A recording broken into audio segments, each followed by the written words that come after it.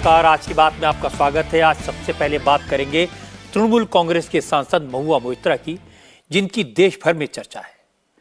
महुआ की मुसीबत आज काफी बढ़ गई। आज जाने माने इंडस्ट्रियलिस्ट दर्शन हीरानंदानी ने महुआ पर पैसे, गिफ्ट और फेवर लेकर संसद में सवाल पूछने के आरोपों को नोटराइज्ड एफिडेविट पर कंफर्म कर दिया। कल महुआ ने कहा था कि हीरानंदानी ने सादे कागज पर क्यों लिखा, इस बात की क्या ऑथेंटिसिटी है कि यह सब हीरानंदानी ने लिखा। उन्होंने आरोप लगाया था कि हीरानंदानी से यह सब पीएमओ ने जबरदस्ती लिखवाया। आज दर्शन हीरानंदानी ने सर्टिफाइड एफिडेविट जारी कर दिया। इसमें उन सारे आरोपों को दोहराया गया है। आज हीरानंदानी ने एक बार फिर कंफर्म किया कि गौतम अडानी के खिलाफ सवाल पूछने के लिए उन्होंने महुआ मोइत्रा को इंफॉर्मेशन दी, सवाल ड्राफ्ट किए। हीरानंदानी ने महुआ मोइत्रा को पैसे और उपहारों से मदद की। महुआ ने अपना पार्लियामेंट का लॉगिन और पासवर्ड हीरानंदानी को दिया। हीरानंदानी ने पार्लियामेंट के पोर्टल पर महुआ के नाम से अडानी के खिलाफ डायरेक्ट क्वेश्चन पोस्ट किए। हीरानंदानी ग्रुप के सीईओ दर्शन हीरानंदानी ने एथिक्स कमेटी को यह सब लिख कर दिया है, एफिडेविट पर दिया है और यह माना कि महुआ मोइत्रा ने उनसे महंगे गिफ्ट लिए, उनके पैसे पर विदेश यात्राएं की और उनसे अपने सरकारी घर का रेनोवेशन करवाया। और अडानी ग्रुप के खिलाफ पार्लियामेंट में वो सवाल पूछे जो उन्होंने लिखकर भेजे थे। दर्शन हीरानंदानी ने पूरी डिटेल दी है। उन्होंने स्वर्ण एफिडेविट में लिखा महुआ ने उनसे क्या क्या लिया, अडानी ग्रुप को बदनाम करने के लिए सवाल लिखवाए और इस काम में महुआ ने और किस किस की मदद ली, सब कुछ बताया है। अब यह मामला पार्लियामेंट की एथिक्स कमेटी के सामने है। पार्लियामेंट में शिकायत बीजेपी के एमपी निशिकांत दुबे ने की है। एथिक्स कमेटी निशिकांत दुबे की शिकायत पर 26 अक्टूबर को सुनवाई करेगी। निशिकांत दुबे के अलावा कोर्ट में महुआ के खिलाफ केस करने वाले वकील जय अनंत के साथ साथ दर्शन हीरानंदानी को भी एथिक्स कमेटी के सामने बुलाया जा सकता है। हीरानंदानी ने अपना सर्टिफाइड एफिडेविट पार्लियामेंट के एथिक्स कमेटी को भेज दिया है। महुआ मोइत्रा के लिए आज दूसरी मुश्किल यह पैदा हुई कि आज कोर्ट में खुलासा हुआ, महुआ के वकील ने महुआ पर पैसे लेकर सवाल पूछने का आरोप लगाने वाले जय अनंत से आउट ऑफ कोर्ट सेटलमेंट के लिए बात की। महुआ के वकील गोपाल शंकर नारायण ने जय अनंत से कल संपर्क किया और इस मामले को कोर्ट के बाहर बातचीत के जरिए मिलजुल कर निपटाने का प्रपोजल दिया। क्योंकि ये बात पब्लिक हो गई, कोर्ट को इसकी जानकारी दी गई। इसके बाद महुआ के वकील ने अपने आप को महुआ के केस से अलग कर लिया।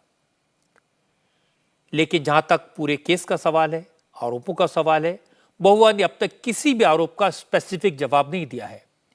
उन्होंने कहा वो एथिक्स कमेटी को जवाब देगी, मीडिया को नहीं देगी और यह भी कहा फिलहाल वो दुर्गा पूजा के उत्सव में बिजी हैं। महुआ ने यह भी कहा था कि दर्शन हीरानंदानी का बयान मोदी सरकार ने ड्राफ्ट करवाया है और वो हर इल्जाम का सवाल देने के तैयार हैं, डरेगी नहीं, सरकार के प्रेशर के सामने झुकेगी नहीं, अडानी के खिलाफ सवाल पूछती रहेगी। अब सवाल है कि महुआ अपने बचाव में स्पेसिफिक आरोपों के जवाब में क्या कहेंगी, क्योंकि सारे सबूत, सारे गवाह उनके खिलाफ हैं। महुआ ममता बनर्जी की करीबी हैं, लेकिन हीरानंदानी का बयान आने के बाद तृणमूल कांग्रेस का कोई नेता महुआ के बचाव में नहीं बोला। किसी ने महुआ को सपोर्ट नहीं किया। मुझे पता चला कि ममता बनर्जी की तरफ से तृणमूल कांग्रेस के नेताओं से कहा गया है कि वो महुआ के सपोर्ट में, महुआ के केस पर कुछ न बोलें और महुआ को अपने आप को डिफेंड कर दें। लेकिन इंडिया अलायंस की पार्टियों के नेता महुआ के साथ दिखाई दे रहे हैं, लेकिन उनकी अपनी पार्टी महुआ के साथ नहीं है। यह और आश्चर्य की बात है। महुआ पर लगे आरोपों के तथ्य क्या हैं, सबूत क्या हैं, गवाह क्या कहते हैं, एफिडेविट क्या कहता है और इस केस में जो 4 किरदार हैं उनका महुआ से रिश्ता क्या है और महुआ के चक्कर में ममता कैसे मुश्किल में पड़ सकती हैं, इसका राजनीतिक असर क्या होगा, इसकी बात करेंगे आज की बात में। लेकिन सबसे पहले आपको बताता हूं आज इस केस में क्या क्या हुआ। महुआ ने दिल्ली हाई कोर्ट में पिटीशन लगाई थी कि उनके खिलाफ जो आरोप लगे हैं उन पर बीजेपी के नेताओं के बयानबाजी और मीडिया रिपोर्टिंग पर रोक लगाई जाए। आज इस अपील पर सुनवाई होनी थी, लेकिन हो नहीं पाई क्योंकि महुआ मोइत्रा के वकील गोपाल शंकर नारायण ने इस केस से खुद को अलग कर लिया। असल में हुआ यह कि आज महुआ की शिकायत करने वाले वकील जय आनंद कोर्ट में पहुंचे। उन्होंने कोर्ट को बताया कि महुआ के वकील गोपाल शंकर नारायण को अच्छी तरह जानते हैं। उन्होंने कल जय आनंद को फोन करा और कहा क्या वो इस केस का आउट ऑफ कोर्ट सेटलमेंट करने को तैयार है। यह सुनकर दिल्ली हाई कोर्ट के जज जस्टिस सचिन दत्ता हैरान रह गए। उन्होंने कहा यह तो कॉन्फ्लिक्ट ऑफ इंटरेस्ट का मसला है। इसके बाद जस्टिस दत्ता ने गोपाल शंकर नारायण से कहा कि अब वो अपनी अंतरात्मा की आवाज पर तय करें, उन्हें इस केस में महुआ की पैरवी करनी चाहिए या नहीं, महुआ की तरफ से उन्हें केस लड़ना चाहिए या नहीं। इसके बाद गोपाल शंकर नारायणन ने खुद को इस केस से अलग कर लिया। अब महुआ को नया वकील खोजना होगा और उनकी पिटीशन पर अगली सुनवाई 31 अक्टूबर को होगी। अब दिल्ली हाई कोर्ट में तो महुआ मोइत्रा के मामले में सुनवाई नहीं हो पाई, लेकिन महुआ मोइत्रा सोशल मीडिया पर लगातार अपना पक्ष रख रही हैं। कल दर्शन हीरानंदानी का 3 पेज का एफिडेविट सामने आया था, तो आज महुआ मोइत्रा ने भी 2 पेज का बयान जारी करके खुद को बेकसूर बताया। सारा दोष मोदी सरकार पर डाला। महुआ ने जो लिखा है उसकी खास खास बातें मैं आपको बता देता हूं। तृणमूल कांग्रेस के एमपी महुआ मोइत्रा ने लिखा कि दर्शन हीरानंदानी ना तो सीबीआई के सामने पेश हुए हैं और ना ही लोकसभा की एथिक्स कमेटी के सामने, तो फिर उन्होंने ये एफिडेविट किसको दिया। महुआ ने कहा कि दर्शन हीरानंदानी जैसा पढ़ा लिखा बिजनेसमैन अपना एफिडेविट ऑफिशियल लेटरहेड पर न लिखने के बजाय प्लेन व्हाइट पेपर पर क्यों लिखेगा। ऐसा तभी हो सकता है जब किसी ने गन पॉइंट पर यह सब लिखवाया हो। हालांकि अब उनकी शिकायत दूर हो जानी चाहिए क्योंकि आज शाम को ओरिजिनल एफिडेविट सामने आ गया। क्योंकि दर्शन हीरानंदानी दुबई में रहते हैं, इसलिए आप देख रहे होंगे इस एफिडेविट में consulate general of India Dubai की मोहर लगी है। ये सर्टिफाइड एफिडेविट है। महुआ मोइत्रा कह रही है कि लेटर में जो बातें कही गई हैं उससे लगता है कि इसे पीएमओ में बैठे किसी ऐसे शख्स ने ड्राफ्ट किया जो बीजेपी आईटी सेल में क्रिएटिव राइटर का काम करता है। इस लेटर में राहुल गांधी और शशि थरूर समेत कई लोगों के नाम लिए गए हैं। महुआ ने कहा उन्हें ऐसा लग रहा है किसी ने उनसे कहा कि सभी का नाम घुसा दो, ऐसा मौका शायद फिर न मिले। महुआ का कहना है कि बीजेपी किसी भी तरह अडानी के मुद्दे पर उन्हें चुप कराना चाहती है। महुआ का आरोप है कि जय आनंद उनके जिल्टेड एक्स बॉयफ्रेंड हैं, इसलिए वो अपनी भड़ास निकाल रहे हैं। महुआ मोइत्रा का कहना है कि अगर जय आनंद को उनके करप्शन के बारे में पता था तो पहले क्यों नहीं बोले। इसके बाद महुआ ने प्राइम मिनिस्टर ऑफिस पर आरोपों की झड़ी लगा दी। कहा कि दर्शन और उनके पिता के सिर पर बंदूक लगाकर उनसे जबरदस्ती एफिडेविट लिखवाया गया और ऐसा न करने पर उनका बिजनेस बंद करने की धमकी दी गई। आखिर में महुआ ने यह कहते हुए अपनी बात खत्म की, चाहे उन्हें जो कीमत चुकानी पड़े वो अडानी के खिलाफ बोलती रहेंगी। इसके बाद महुआ मोइत्रा ने आज लगातार ट्वीट किए। पहले ट्वीट में महुआ ने लिखा कि वो सीबीआई और लोकसभा की एथिक्स कमेटी की पूछताछ के लिए तैयार हैं और वो ये भी जानती है कि एथिक्स कमेटी में बीजेपी के सांसद ज्यादा हैं। महुआ ने लिखा उनके पास मीडिया और बीजेपी ट्रोल्स को जवाब देने का वक्त नहीं है क्योंकि वो पश्चिम बंगाल के नादिया में दुर्गा पूजा का आनंद ले रही है। अब दर्शन हीरानंदानी का स्वर्ण एफिडेविट पब्लिक डोमेन में आने के बाद महुआ का परेशान होना लाजमी है क्योंकि दर्शन हीरानंदानी ने इस एफिडेविट में खुलकर सारी बातें बताई हैं, लेकिन महुआ ने किसी बात का फैक्चुअल जवाब नहीं दिया। उन्होंने सिर्फ इल्जाम लगाए। दर्शन हीरानंदानी ने साफ साफ लिखा कि महुआ मोइत्रा नरेंद्र मोदी की इमेज को डिस्ट्रॉय करने के लिए अडानी ग्रुप को हथियार बनाना चाहती थी। इसके लिए उन्होंने दर्शन हीरानंदानी की मदद ली। अडानी ग्रुप की कंपनियों के बारे में जानकारी हासिल की। अडानी के खिलाफ पार्लियामेंट में पूछे जाने वाले सवाल ड्राफ्ट करने के लिए महुआ ने दर्शन हीरानंदानी को सांसद के तौर पर मिले ईमेल आईडी के लॉगिन और पासवर्ड दे दिए। अडानी की कंपनी के खिलाफ सवाल पूछने के लिए महुआ मोइत्रा ने राहुल गांधी, शशि थरूर और पिनाकी मिश्रा से भी बात की। इसके अलावा न्यूयॉर्क टाइम्स, फाइनेंशियल टाइम्स जैसे विदेशी मीडिया ऑर्गेनाइजेशन की मदद ली। दर्शन हीरानंदानी का ये खुलासा महुआ के लिए काफी मुश्किलें पैदा कर सकता है कि उन्होंने दर्शन से फाइनेंशियल हेल्प ली, महंगे गिफ्ट लिए। हीरानंदानी के खर्चे पर महुआ मोइत्रा कई बार विदेश यात्रा पर गई।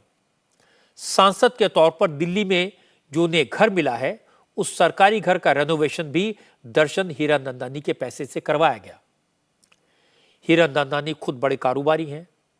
भारत के कई राज्यों में उनका व्यापार फैला है। इसलिए उन्होंने अपने एफिडेविट में कहा है, चूंकि महुआ मोइत्रा के विपक्ष के नेताओं से अच्छे संबंध थे, इसलिए भी वो महुआ को गिफ्ट देते रहे, उनकी मदद करते रहे, पैसा पहुंचाते रहे, क्योंकि उन्हें लगा कि महुआ के जरिए वो विपक्षी पार्टियों की सरकार वाले राज्यों में भी अपने काम करवा पाएंगे। हीरानंदानी का ये एफिडेविट लोकसभा की एथिक्स कमेटी के पास पहुंच चुका है।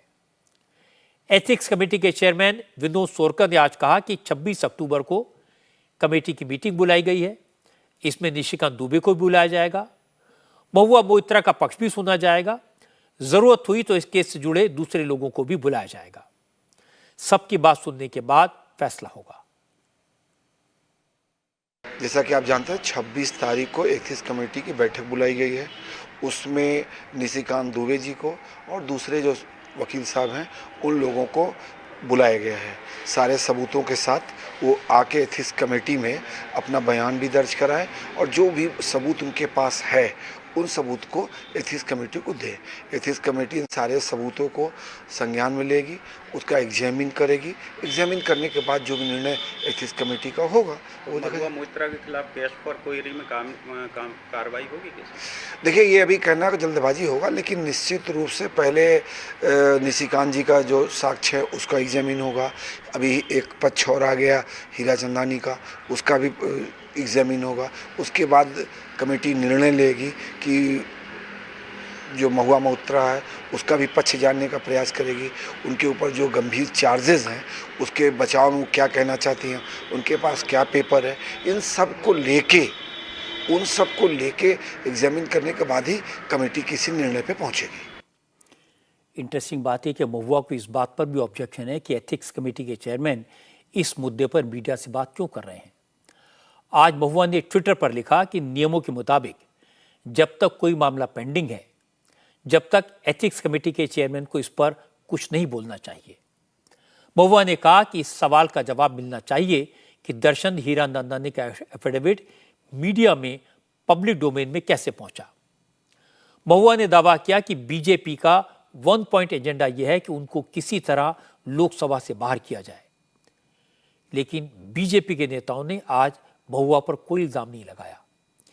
केंद्रीय मंत्री धर्मेंद्र प्रधान ने इतना कहा, यह मामला बहुत गंभीर है, लोकसभा में पैसे लेकर सवाल पूछे जाएं, ये पार्लियामेंट का अपमान है, इसलिए इस केस में जल्दी से जल्दी सुनवाई हो, सच सामने आए और अगर कोई दोषी हो तो उसके खिलाफ एक्शन लिया जाए।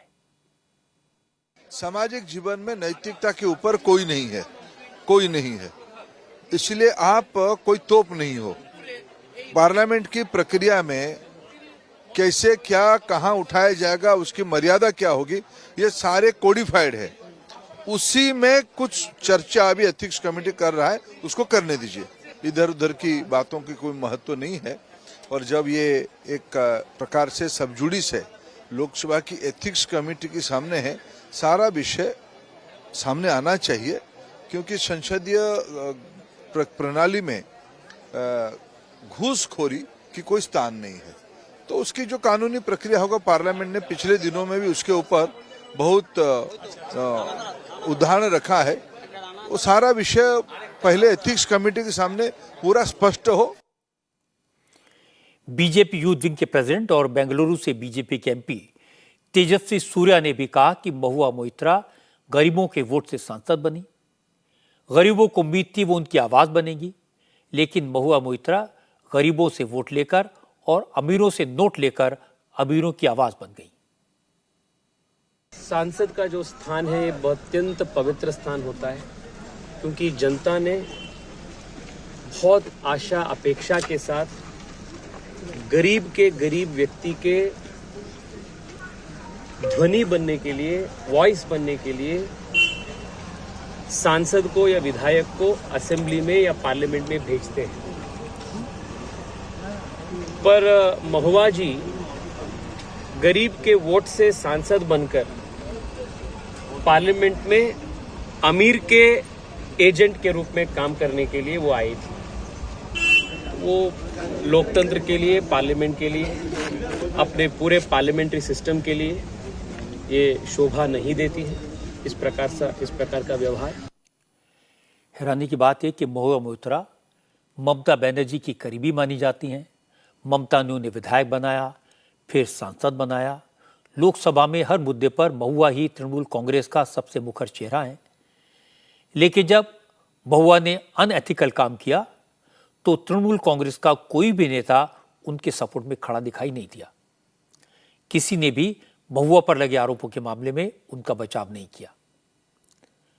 मुझे पता चला कि ममता बनर्जी ने इंस्ट्रक्शन दिए कि महुआ को अपना केस अपने आप लड़ने दिया जाए, कोई इनके बारे में कुछ न कहे। लेकिन विरोधी दलों की दूसरी पार्टियों के नेता महुआ के पक्ष में खड़े नजर आए।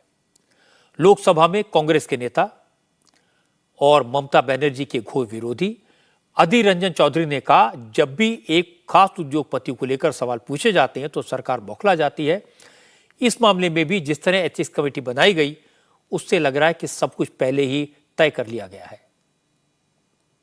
मैं ये नहीं कह सकता क्योंकि क्या हुआ नहीं हुआ मुझे मेरे दायरे की बाहर ही है, लेकिन मैं आम तौर पर यह कहना चाहते हैं कि कोई भी नुमाइंदे हो, सदन के अंदर सबको बोलने का अधिकार है और गला घोटने की कोशिश सदन के अंदर, सदन की बाहर ये सत्तारूढ़ पार्टी करते जा रहे हैं।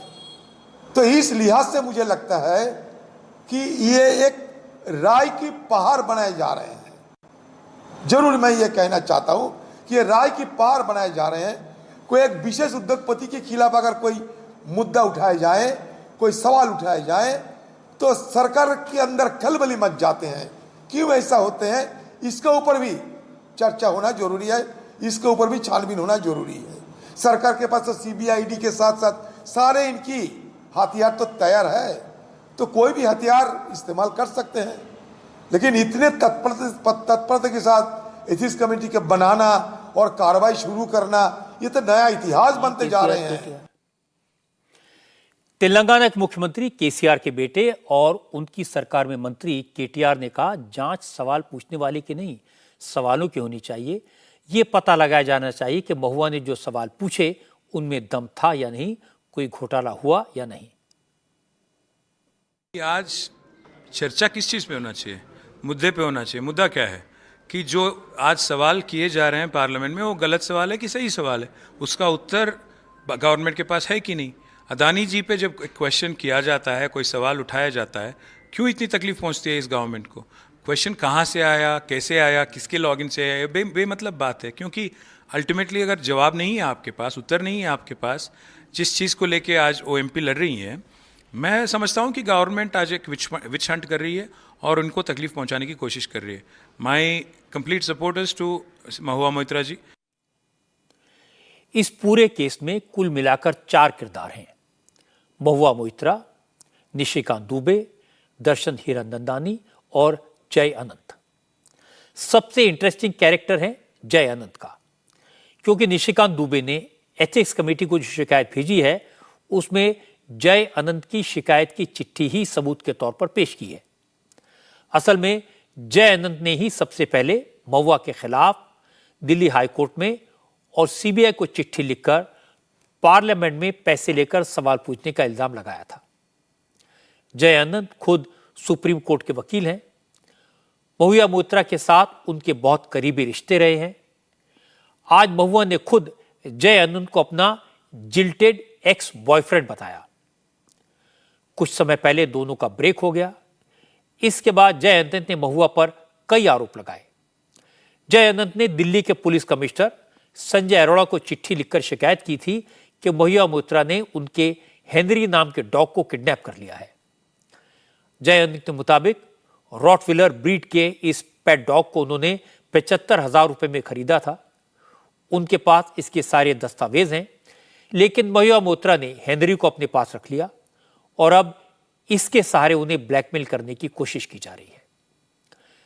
जयंत ने आज भी ट्वीट करके कहा कि कल दोपहर उन्हें हेनरी के नाम पर धमकी देकर कहा गया कि उन्होंने महुआ के खिलाफ सीबीआई में जो शिकायत की है और निशिकांत दुबे को जो लेटर दिया है उसे विड्रॉ कर ले, तभी हेनरी वापस मिलेगा। 2 दिन से सोशल मीडिया पर हेनरी ट्रेंड कर रहा है। लोग फ्री हेनरी हैशटैग को ट्रेंड कर रहे हैं। वैसे महुआ मोइत्रा को लेकर एक इंटरेस्टिंग बात आज बीजेपी के नेता शुभेंदु अधिकारी ने बताई। पश्चिम बंगाल में विपक्ष के नेता शुभेंदु अधिकारी ने कहा कि महुआ मोइत्रा ने काली मां के बारे में अनाप शनाप बयान दिया था और अब नवरात्र में ही उनका भंडाफोड़ हुआ है। शुभेंदु अधिकारी ने कहा कि महुआ मोइत्रा के साथ जो हो रहा है उससे साबित हो गया कि जो भी काली मां पर अभद्र बातें बोलेगा उन्हें इसकी सजा इसी जन्म में मिल जाएगी। महुआ मोइत्रा पर लगे आरोप बहुत गंभीर हैं। ये हमारे लिए शर्म की बात है कि वो बंगाल से लोकसभा के लिए चुनी गई हैं। हम सभी बंगाली महुआ मोइत्रा के इस अनैतिक काम का विरोध करते हैं। महुआ मोइत्रा को काली मां का श्राप लगा है। इस दागी सांसद ने कहा था कि काली मां सिगरेट पीती हैं और मांस खाती हैं। अब ये साबित हो गया कि काली मां को और सनातन के देवी देवताओं के बारे में जो अनाप शनाप बोलता है उसे अगले जन्म में नहीं, इसी जन्म में सजा मिलती है।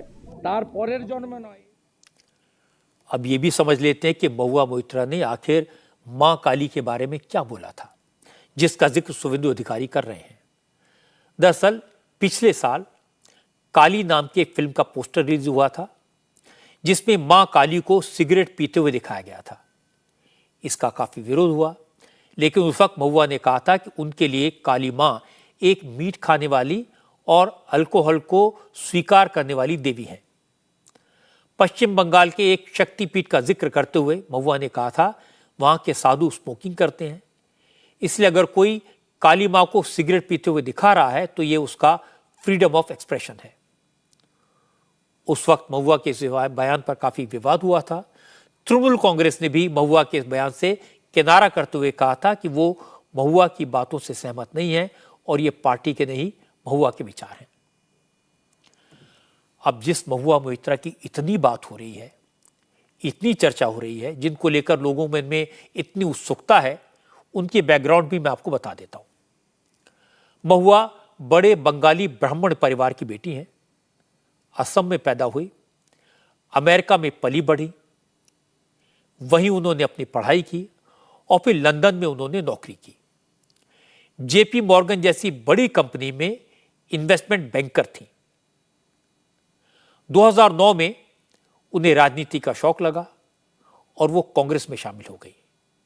काफी समय तक वो राहुल गांधी की करीबी मानी जाती रही, लेकिन 1 साल बाद महुआ ने कांग्रेस छोड़कर तृणमूल कांग्रेस का हाथ पकड़ लिया। ममता बनर्जी के करीब मानी जाने लगी।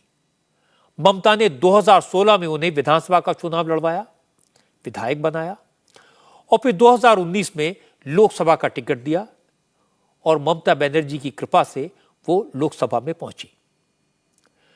राजनीति में इतनी जल्दी और इतनी ज्यादा सफलता कम लोगों को मिलती है। महुआ को लोकप्रियता भी मिली, लेकिन साथ साथ उनकी महत्वाकांक्षा भी बढ़ती गई। वो और तेजी से आगे जाना चाहती थी और इस सब में कोई बुरी बात नहीं है। महत्वाकांक्षा होना, महत्वाकांक्षा पूरी करने के लिए मेहनत करना कोई गलत बात नहीं है। लेकिन उन्होंने जो रास्ता अपनाया, अब वही रास्ता उनका सबसे बड़ा स्पीड ब्रेकर बन सकता है, क्योंकि दर्शन हीरानंदानी ने स्वर्ण एफिडेविट में सार्वजनिक तौर पर यह मान लिया है कि महुआ ने महंगे गिफ्ट और तमाम तरह के फेवर लेकर अडानी ग्रुप के खिलाफ पार्लियामेंट में सवाल पूछे। महुआ ने हीरानंदानी को अपना पार्लियामेंट का लॉगिन और पासवर्ड दिया, जो पूरी तरह से इलीगल है, अनएथिकल है।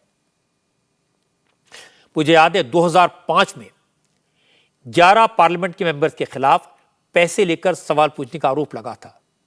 उस समय बहुत हंगामा हुआ था। दिसंबर 2005 में इन सारे के सारे एमपीज की मेंबरशिप रद्द कर दी गई थी।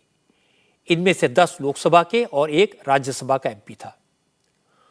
उस वक्त इन सांसदों को बर्खास्त करने का प्रस्ताव लोकसभा में प्रणब मुखर्जी ने और राज्यसभा में डॉक्टर मनमोहन सिंह ने रखा था। बाद में अपनी बर्खास्तगी को इन सांसदों ने सुप्रीम कोर्ट में चैलेंज किया, लेकिन सुप्रीम कोर्ट ने भी पार्लियामेंट के फैसले को सही माना था और इन सांसदों की बर्खास्तगी बरकरार रखी। दूसरी बात यह कि महुआ ने अपने ऊपर लगे आरोपों का अभी तक कोई स्पेसिफिक जवाब नहीं दिया। ना तो उन्होंने यह बताया कि उन्होंने हीरा नंदानी से अपना सरकारी घर रेनोवेट क्यों करवाया, महंगे गिफ्ट्स क्यों लिए, विदेश यात्राएं हीरा नंदानी के पैसे पर क्यों की, बार बार दुबई जाकर हीरा नंदानी को क्यों मिलती थी, और ना उन्होंने ये बताया कि उन्होंने अपना पार्लियामेंट का लॉगिन और पासवर्ड एक आउटसाइडर के साथ शेयर क्यों किया। ममता कभी पीएमओ पर इल्जाम लगा रही हैं, कभी हीरा नंदानी के एफिडेविट को गलत बता रही हैं, कभी उनका वकील आउट ऑफ कोर्ट सेटलमेंट करने की कोशिश कर रहा है।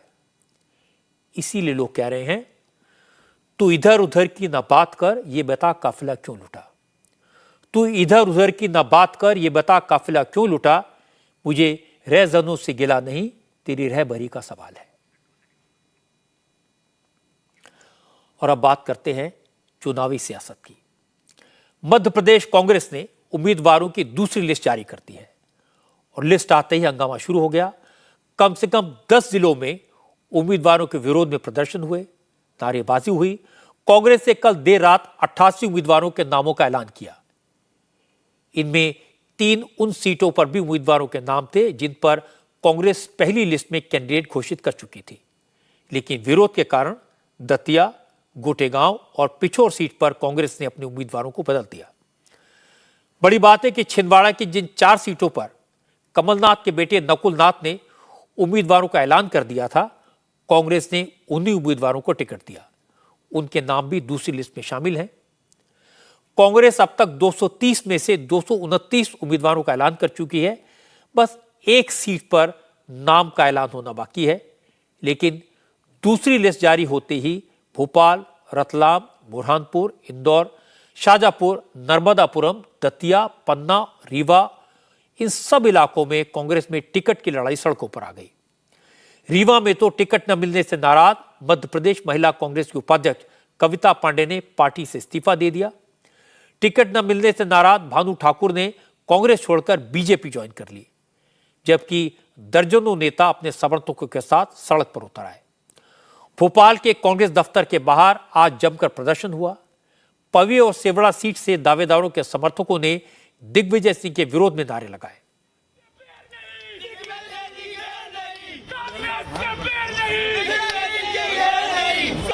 कांग्रेस दफ्तर के सामने पुतला फूंका गया। प्रदर्शनकारियों ने दिग्विजय सिंह पर टिकट बेचने का आरोप लगाया।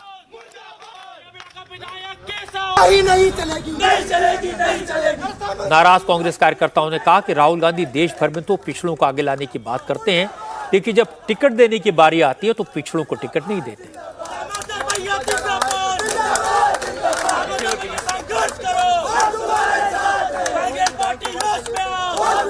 दिग्विजय सिंह जी ने करा है, जिस प्रकार दिग्विजय सिंह जी ने पिछड़ों का अपमान सहा है। एक तरफ राहुल गांधी जी कहते हैं कि हम पिछड़ों का सम्मान करेंगे, जिसकी जितनी संख्या बारी उसकी हिस्सेदारी की बात करते हैं, लेकिन टिकट कौन से सर्वे के आधार पर हुए हमें नहीं है पता। और ये विधानसभा की सिर्फ सेवड़ा की लड़ाई नहीं है, ये पूरे मध्य प्रदेश का पिछड़ों का अपमान है। क्या अभी कमलनाथ जी कह रहे थे सर्वे के आधार पर टिकट देंगे? कोई सर्वे के आधार पर दिग्विजय सिंह ने पैसे लेके सारे टिकट दिए हैं। 50 विधानसभाएं कांग्रेस हारेगी, कोई कांग्रेस की सरकार नहीं बन रही। कांग्रेस झूठे वादे करना जानती है, पिछड़ों का अपमान करना जानती है।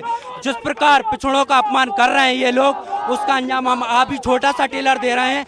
आज शाम तक 50 विधानसभा में पुतले जलाने का काम हम सब करेंगे। कमलनाथ जी के ऊपर ये दिग्विजय सिंह रूपी रावण जिनकी बुद्धि पे बैठ गया है, दिग्विजय सिंह पैसे से टिकट करेगा है पूरे कोई सी विधानसभा के देख लो। खजुराहो में एक भी ओबीसी समाज से टिकट नहीं दिया गया है और एक ही जिले में पन्ना और पवई में 2 ब्राह्मणों को टिकट दे दी गई। हम लोग फसल पैदा कर लेते हैं तो रोज काटने के लिए गाहने के लिए चले जाते हैं। मैंने तो सुना है कि 5 करोड़ वहां पे लोगों ने सौदा किया है।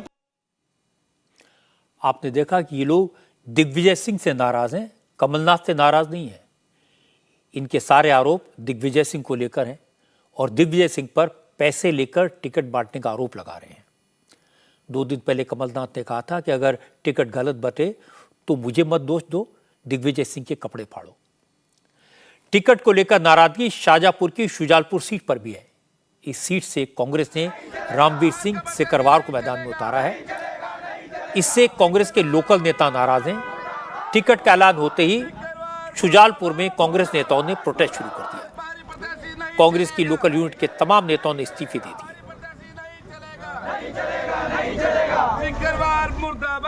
यहां भी कांग्रेस कार्यकर्ता पैसे लेकर टिकट बांटने का आरोप लगा रहे हैं। कार्यकर्ताओं का कहना है कि शराब कारोबारी को कांग्रेस ने मैदान में उतारा है, लेकिन जो नेता पिछले कई साल से पार्टी के लिए मेहनत कर रहा था उसे नजरअंदाज कर दिया गया। ये बाहरी उम्मीदवार है और इनको शुजालपुर से टिकट दी गई, पिछली बार भी दी गई थी। इनका पिछली बार किसी ने विरोध नहीं किया था ज़्यादा, लेकिन अब इनको एक भी वोट नहीं मिलेगा कांग्रेस का। मैं कांग्रेस का खेल प्रकोष्ठ एवं खिलाड़ी का जिला अध्यक्ष हूँ और इस पद से आज इस्तीफा देता हूँ। ये मंडी चलती है, पैसे की मंडी चलती है, सारे भूखे पड़े हैं ऊपर तक कांग्रेस पार्टी में। जिस आदमी ने कांग्रेस के लिए 20 साल तक संघर्ष करा, उस आदमी के 3 बार कांग्रेस ने टिकट काट के कांग्रेस ने बहुत बड़ी गलती करी है। कांग्रेस के नेताओं से कहना चाहता हूँ कि आपने पूरे देश में कांग्रेस का राज था, उसको समेट के सिर्फ कुछ राज्यों तक कर दिया है। अगर आपके गलत निर्णय के कारण पूरे देश में कांग्रेस खत्म हो रही है और इस निर्णय के कारण जो आपने शुजालपुर में लिया है, इससे आपका एक विधानसभा से शुजालपुर तो हारेगा ही सही, पर बाकी 3 विधानसभा में भी इसका बहुत गलत मैसेज आएगा और तीनों जगह से कांग्रेस हारेगी। बुरहानपुर में भी कांग्रेस के कार्यकर्ता सड़क पर है। यहां कांग्रेस से सुरेंद्र सिंह शेरा को टिकट दिया है। सुरेंद्र सिंह शेरा पिछले चुनाव में निर्दलीय लड़े थे और जीते थे। बुरहानपुर में 40% से ज्यादा मुस्लिम आबादी है, इसलिए लोगों को उम्मीद थी कांग्रेस किसी मुस्लिम नेता को टिकट देगी। फरीद काजी यहां से दावेदारी कर रहे थे, लेकिन जब कांग्रेस ने सुरेंद्र सिंह को टिकट दे दिया तो फरीद काजी ने बगावत कर दी। काजी ने कहा कि कांग्रेस मुसलमानों का सिर्फ वोट लेना चाहती है, मुसलमानों को हक नहीं देना चाहती। कांग्रेस को इसका नतीजा भुगतना पड़ेगा। हमारा मांग ये थी कि किसी भी अल्पसंख्यक उम्मीदवार को जो है यहाँ से टिकट दिया जाए, और टिकट इसलिए हम यहाँ मांग रहे थे क्योंकि मध्य प्रदेश की दूसरी सबसे बड़ी अल्पसंख्यक बहुल्य सीट बुरहानपुर है, जहाँ पे अल्पसंख्यकों का हक बनता है। हम पार्टी से हक मांग रहे थे, भीख नहीं मांग रहे थे। लेकिन अफसोस की बात है कि कांग्रेस पार्टी ने मध्य प्रदेश के 70 लाख मुस्लिम मतदाताओं की भावनाओं को आहत करते हुए एक गैर कांग्रेसी को जो है उम्मीदवार बना के मध्य प्रदेश के मुसलमानों के मुंह पे जोरदार तमाचा मारा है। इंदौर के महू सीट से 2 बार विधायक रहे अतर सिंह बागी तेवर दिखा रहे हैं, क्योंकि उन्हें भी टिकट नहीं मिला। वो अपने सपोर्टर्स के साथ कल विरोध में रैली निकालने की तैयारी कर रहे हैं। रतलाम की जावरा सीट पर कांग्रेस के नेता हिम्मत श्रीमाल के सपोर्टर्स भी विरोध प्रदर्शन कर रहे हैं।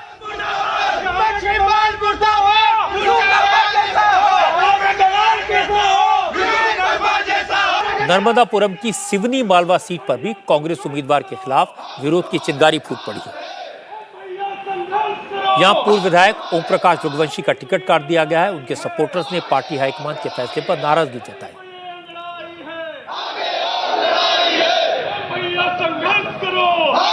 रघुवंशी के समर्थक कह रहे हैं अगर टिकट नहीं बदला गया तो रघुवंशी को निर्दलीय चुनाव लड़ाया जाएगा। विरोध दतिया में भी दिखाई दिया, लेकिन कांग्रेस ने उम्मीदवार बदल दिया। पहले बीजेपी से कांग्रेस में आए अवधेश नायक को टिकट दिया था, लेकिन विरोध के बाद कांग्रेस ने अवधेश नायक की जगह राजेंद्र भारती को उम्मीदवार बना दिया। अब राजेंद्र भारती का मुकाबला मध्य प्रदेश के होम मिनिस्टर नरोत्तम मिश्रा से होगा। नरोत्तम मिश्रा ने कहा कि झगड़े से बचने के लिए कांग्रेस ने रात में लिस्ट जारी की, लेकिन बगावत तो होनी ही थी, सो हो गई। नरोत्तम मिश्रा ने कहा कि कांग्रेस डूबता जहाज है और चुनाव के बाद वो मध्य प्रदेश से साफ हो जाएगी।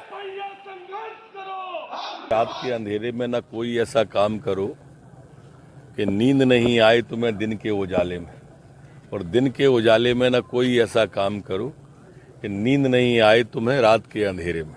कांग्रेस में पूरे प्रदेश में भगदड़ के हालात हैं और स्वाभाविक रूप से डूबता जहाज है कांग्रेस। ये आखिरी महीना है नवंबर का उनके लिए, इसके बाद रसातल को जाएगी कांग्रेस। लेकिन कमलनाथ अपनी जीत के प्रति आश्वस्त हैं। उन्हें फिलहाल न बीजेपी के हमलों की चिंता है, न बागियों की फिक्र है, न समाजवादी पार्टी के साथ चल रही तकरार की।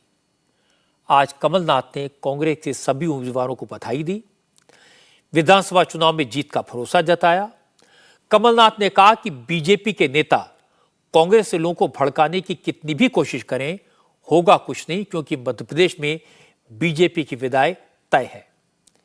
लेकिन जब उनसे पूछा गया कि अखिलेश यादव तो कांग्रेस पर धोखा देने का इल्जाम लगा रहे हैं, तो कमलनाथ थोड़े नाराज हो गए और उन्होंने अपने कैजुअल अंदाज में कहा, छोड़ो अखिलेश को, कौन है ये? बहुत बढ़िया माहौल है, सब जगह लोग फोन करके कह रहे हैं, बहुत उत्साह है और दिखती संख्या से हम सोच रहे थे हम जीतेंगे, अब हम उससे ज्यादा जीतेंगे। सर, अखिलेश यादव ने आरोप लगाया कि ठाकरे अरे भाई छोड़ो अखिलेश। कमलनाथ का ये रुख अखिलेश यादव को पसंद नहीं आया, इसलिए अखिलेश ने आज फिर पलटवार किया। उन्होंने कहा, अगर कांग्रेस को यही करना था तो पहले बता देते। कांग्रेस अगर मध्य प्रदेश में समाजवादी पार्टी से मदद मांगती तो वो जरूर करते, लेकिन कांग्रेस ने उन्हें धोखा दिया, अंधेरे में रखा। अखिलेश ने कहा कि कांग्रेस ने अपनी क्रेडिबिलिटी खत्म कर दी है और ऐसे में कोई भी पार्टी उनके साथ खड़ी नहीं होगी।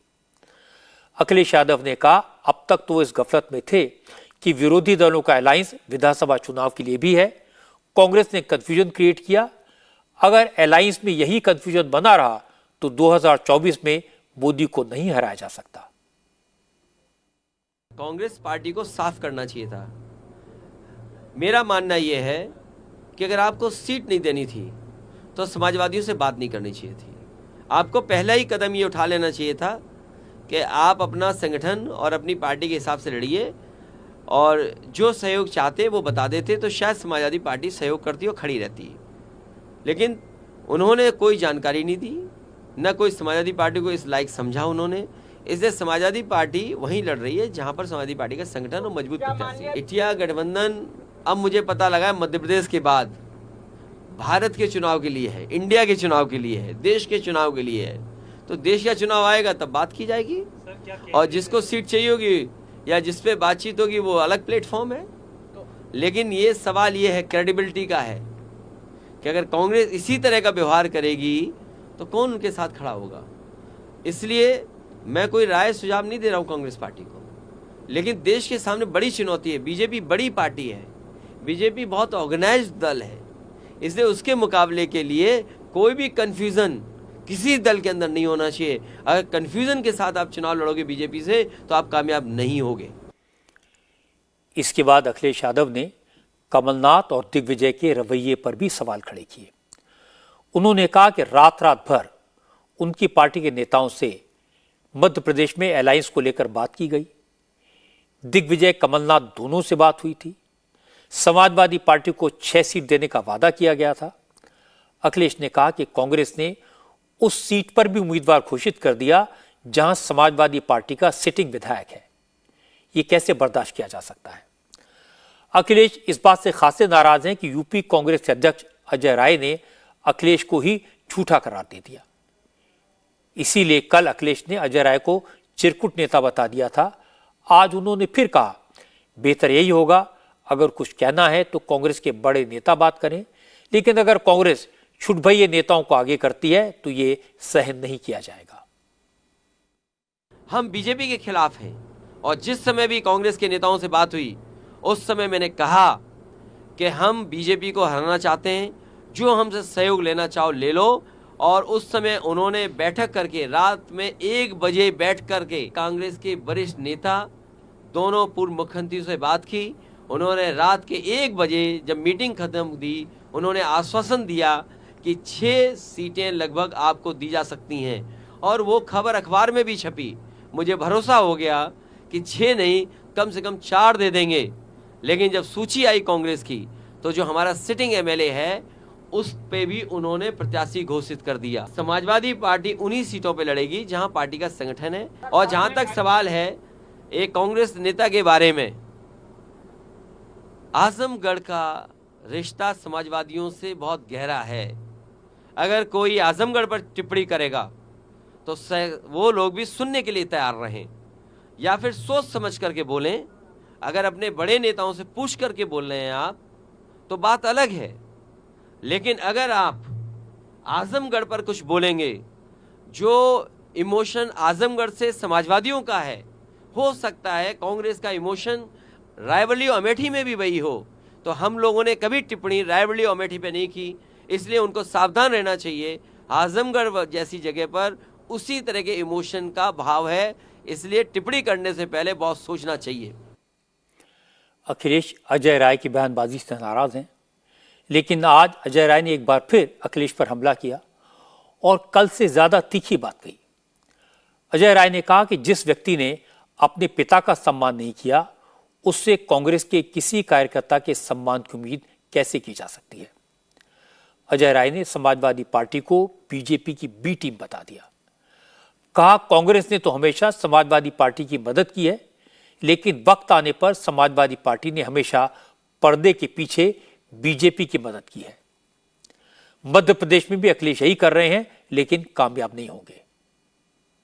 अब ये माननीय अखिलेश यादव जी पूर्व मुख्यमंत्री रहे हैं, राष्ट्रीय अध्यक्ष हैं और मुलायम सिंह जैसे इतने बड़े कद्दावर नेता रहे, उनके बेटे हैं। मुलायम सिंह जी ने हमेशा हम लोगों का सम्मान किया, हमेशा उनका हम लोगों ने भी सम्मान आज भी किया और हमेशा करते रहेंगे। तो जिस व्यक्ति ने अपने बाप की इज्जत नहीं की, मुलायम सिंह जी को सार्वजनिक मंच से उन्होंने उनकी बेइज्जती की, तो जो अपने बाप की इज्जत नहीं कर पाया, वो हमारे जैसे साधारण कार्यकर्ता, साधारण लोगों की क्या इज्जत उनके मन में है। मैं इतना ही कहना चाहूँगा अखिलेश जी से कि वो जनता देख रही है कि भाजपा से मिला कौन है। आपने चुनाव लड़ा, इसके पहले 7 बाई इलेक्शन हुए, उत्तर प्रदेश में घोसी का चुनाव हुआ, हम लोगों ने बिना समर्थन मांगे इनको यहाँ समर्थन दिया और इनका कैंडिडेट भारी मतों से चुनाव जीता। ठीक है, उसी समय चुनाव बागेश्वर के भी हुए उत्तराखंड में, इन्होंने वहाँ पर चुनाव अपना कैंडिडेट दिया और वहाँ चुनाव लड़ाया, वहाँ भारतीय जनता पार्टी चुनाव जीती, कांग्रेस हार गई। तो ये साबित हो गया कि भारतीय जनता पार्टी के साथ मिला कौन है, कौन बी टीम के रूप में काम कर रहा है और कौन भारतीय जनता पार्टी की प्रत्यक्ष अप्रत्यक्ष रूप से मदद कर रहा है। ये उत्तराखंड में साबित हो गया है, बागेश्वर में, अभी मध्य प्रदेश में भी साबित हो जाएगा, आप देख लीजिएगा। अजय राय अकेले नहीं है, कांग्रेस के दूसरे नेता भी अखिलेश यादव की बयानबाजी पर कमेंट कर रहे हैं, नाराजगी दिखा रहे हैं। आज कांग्रेस के नेता आचार्य प्रमोद कृष्णन ने कहा कि अखिलेश का बयान इजराइल की मिसाइल की तरह है, जिससे इंडिया अलायंस की इमारत धराशायी हो जाएगी। उन्होंने कहा कि अखिलेश को कांग्रेस को हल्के में लेने की गलती नहीं करनी चाहिए। अखिलेश यादव जी बहुत बड़े नेता हैं, उनको अपने दल को बड़ा करने का पूरा अधिकार है, वो अपने दल को बड़ा करना चाहते हैं। लेकिन मैं अखिलेश जी से कहना चाहूंगा कि दल के साथ साथ थोड़ा दिल बड़ा करें। मध्य प्रदेश में कमलनाथ जी हमारे मुख्यमंत्री होने जा रहे हैं, हमारी सरकार बनने जा रही है, तो क्यों वहां पंगा डालना चाहते हैं, क्यों स्यापा डालना चाहते हैं। अखिलेश यादव जी का जो बयान है, जिसमें वो हमारे नेताओं को चिरकुट बता रहे हैं, कांग्रेस को बीजेपी से मिला हुआ बता रहे हैं, तो मुझे ऐसा लगता है कि उनका जो ये बयान है वो इजराइल की मिसाइल की तरह है और ये गठबंधन की जो हमारी अभी इमारत खड़ी भी नहीं हुई है, इसे वो ध्वस्त कर देगा। इसलिए मैं अखिलेश जी को बस इतना ही कहना चाहता हूं कि कांग्रेस को धमकाने की कोशिश ना करें। और अखिलेश जी को मैं बड़े विनम्रता से ये कहना चाहता हूं कि समंदर कर रहा है हमारे अज़्म का तवाफ, समंदर कर रहा है हमारे अज़्म का तवाफ, सपा समझने लगी कश्ती भंवर में है।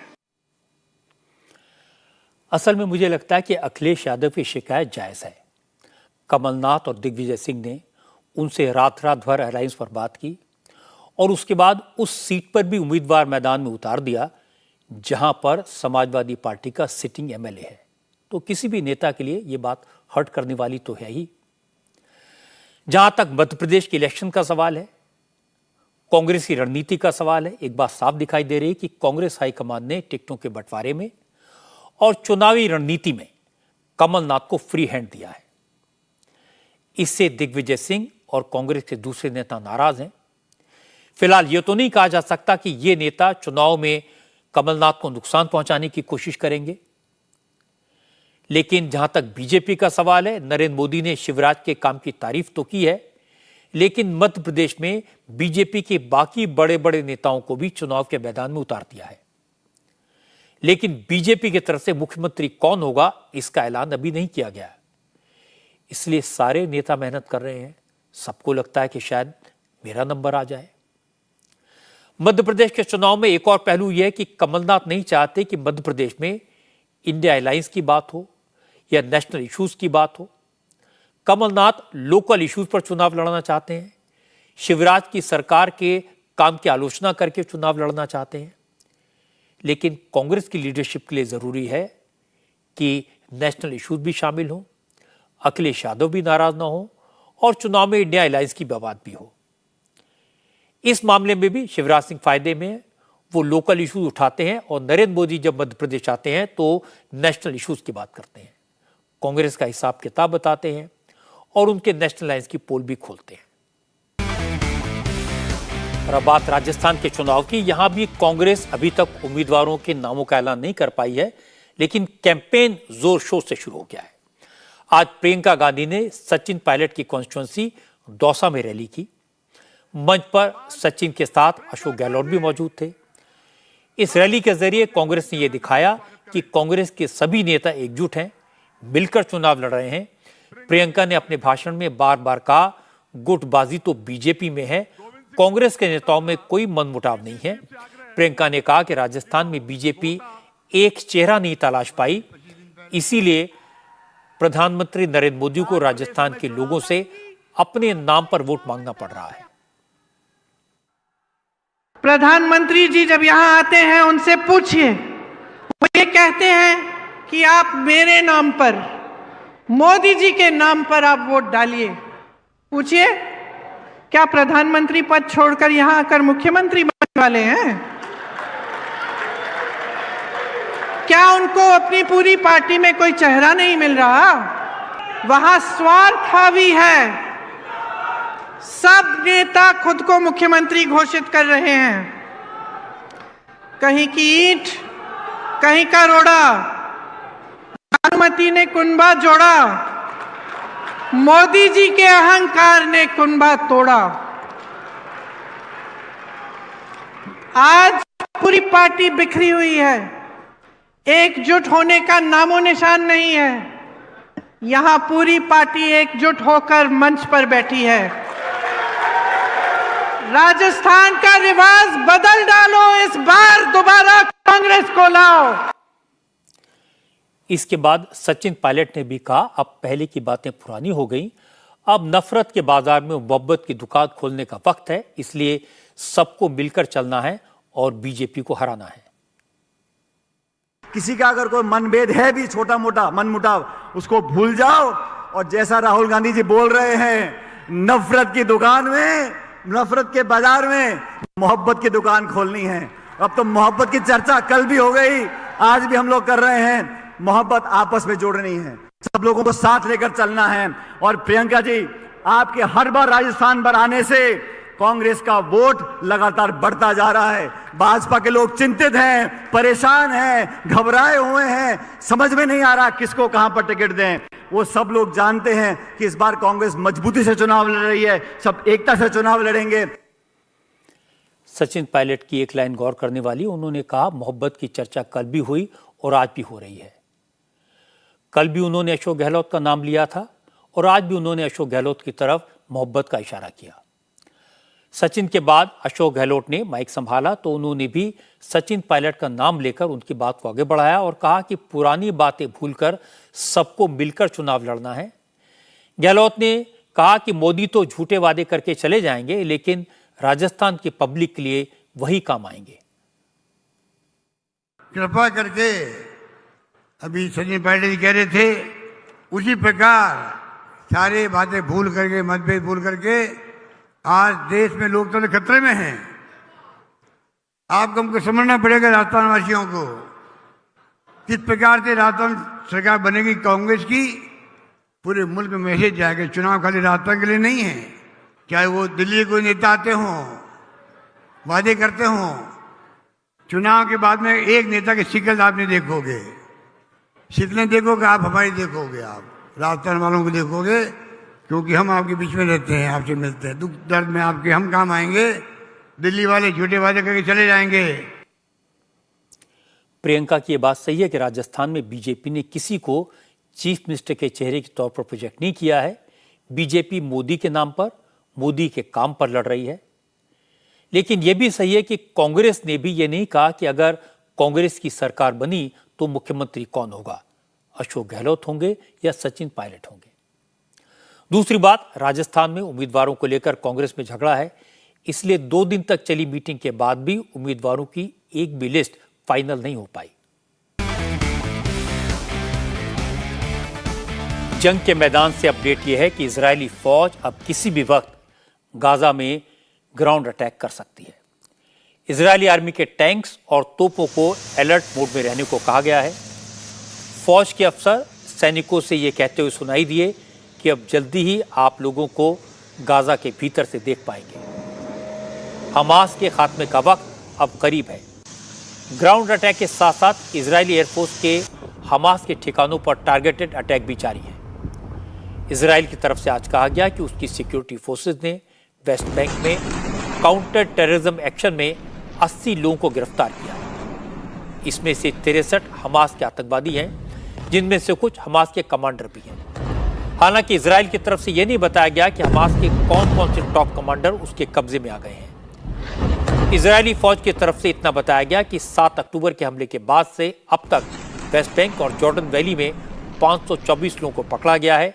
इनमें से 330 हमास के दहशतगर्द हैं। हमास ने 200 से ज्यादा इजरायली नागरिकों को अभी भी हॉस्टेज बनाया हुआ है। हमास इन नागरिकों की रिहाई के बदले इजराइल से सौदेबाजी करना चाहता है। आज रूस के राष्ट्रपति व्लादिमीर पुतिन ने कहा वो इजरायली नागरिकों की रिहाई को लेकर हमास के संपर्क में है।